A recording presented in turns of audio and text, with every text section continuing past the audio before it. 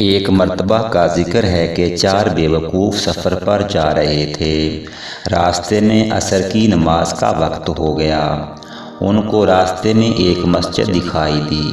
وہ نماز پڑھنے کے لیے مسجد میں داخل ہو گئے۔ سب نے باری باری وضو کیا۔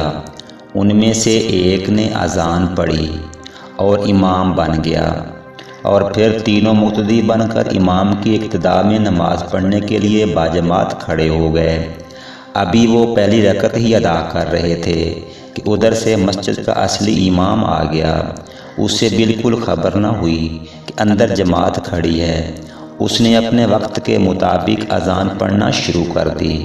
اندر جماعت میں کھڑے چاروں کے کانوں میں جب اذان کی آواز پڑی تو ان بیوقوفوں میں ایک مقتدی نماز ہی کی حالت میں بولا، حضرت اذان ہو چکی ہے، دوبارہ نہ دیں۔ دوسرا مقتدی کہنے لگا، ارے جاہل، نماز پڑھتے ہوئے بولتے نہیں۔ تیسرے نے فوراً کہا، سبحان اللہ بھائی، خوب کہی، خود دوسروں کو نصیحت کر رہے ہو کہ نماز میں بولنا جائز نہیں، اور خود ہی بولے بھی جا رہے ہو۔ چوتھا بیوقوف جو امامت کے فرائض سر انجام دے رہا تھا کہنے لگا، شکر ہے یا اللہ تیرا کہ میں نماز پڑھتے ہوئے نہیں بولا، اور اس پر تو نے مجھے ثابت قدم رکھا۔